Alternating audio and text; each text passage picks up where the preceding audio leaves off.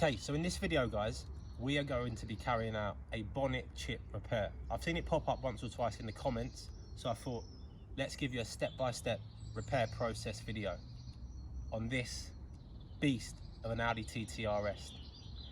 Is it an Audi R8 for half the price? Let us know in the comments. Before we get started, a little bit on this TT RS. It's a 5-cylinder, turbocharged, 400 brake beast with the engine taken straight from the RS3 and lumped in something with 2 seats. It's capable of over 170 miles an hour once de-restricted, and 0 to 60 in under 4 seconds. And to help this rocket stop, check out these calipers. 8 pistons in this caliper. Anyway, without further ado, let's cut to some visuals.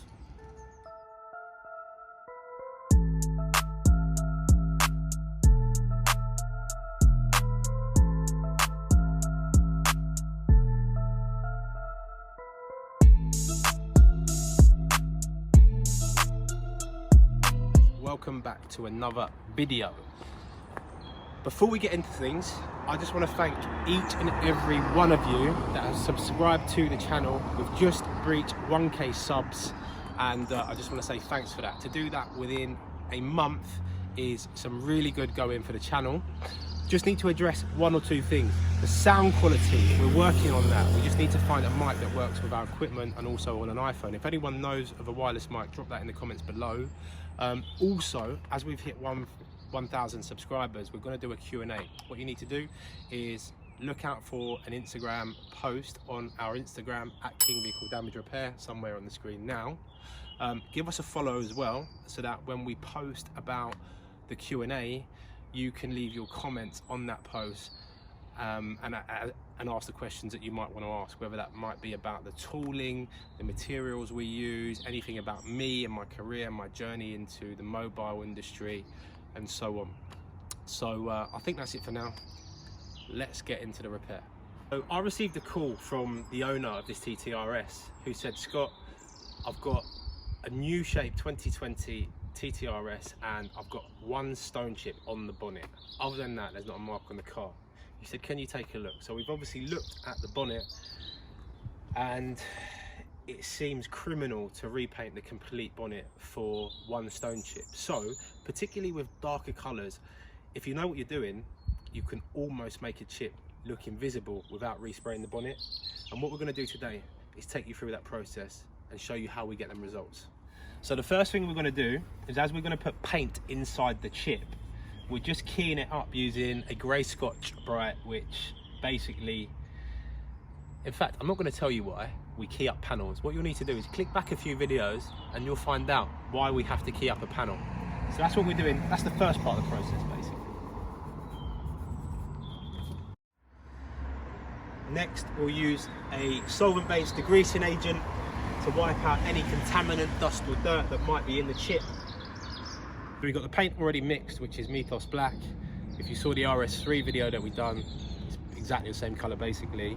And what I have here is a touch-up brush. Now, a painter's trick is this second item that I've got, which essentially is just masking tape rolled very, very finely. If you look at the brush, you'll see that the bristles are just not as tight as the end of this masking tape. So if you want to touch something in really, really finely and neatly, more so, you're never really going to do that with a brush. And if you do get a brush that's got thin enough tip, every time you use it, these bristles are going to fray and fray and fray. So a little painter's trick. Let's get it touched in.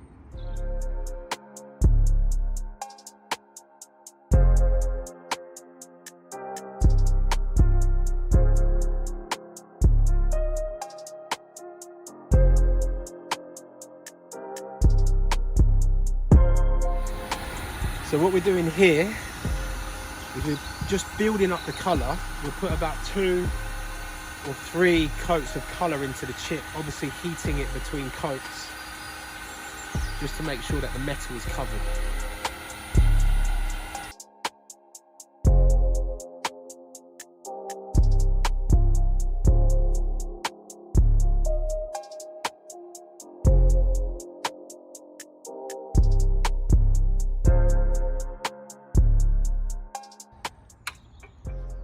base colour is now in the chip, but what we're going to do is, as the next process will be a hand application of the clear coat, we want to get some heat into the panel so that when I put the lacquer on the chip, or the clear coat on the chip, it's got something to stick to that's nice and warm.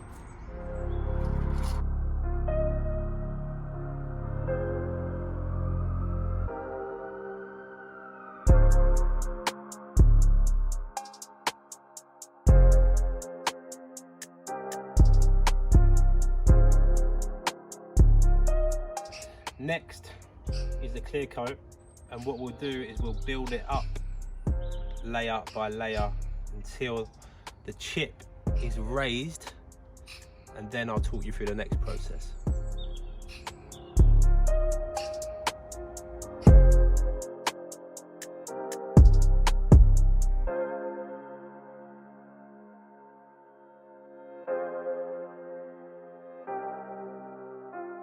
So if you look at the chip, you can see, as I said, it's raised. So now what we'll do is we'll switch on the infrared lamp. It's paramount that we get the clear coat that's over the chip rock solid before we do anything else. But as I say, we'll infrared it, get it nice and dry, nice and hard.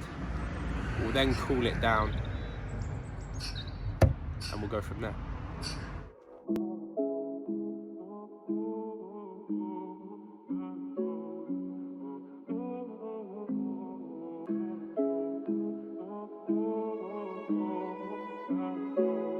So as you can see, the lamps have now been taken off of the clear coat, and we're just going to cool it down till it's gone back down to normal panel temperature, and then we will start working that area.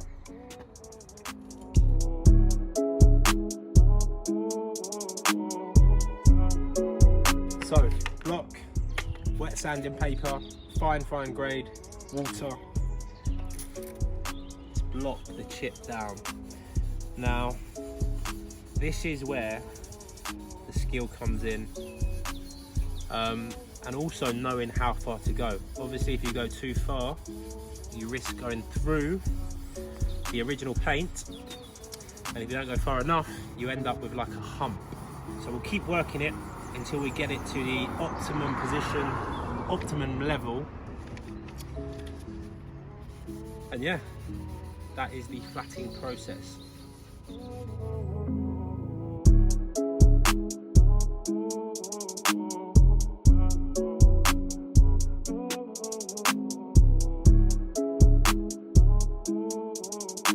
So we blocked it down once already, and there's still a little bit of an indentation from where the lacquer is sunk. So what we'll do now is we'll go back, repeat the process, and hopefully that should bring it nice and level.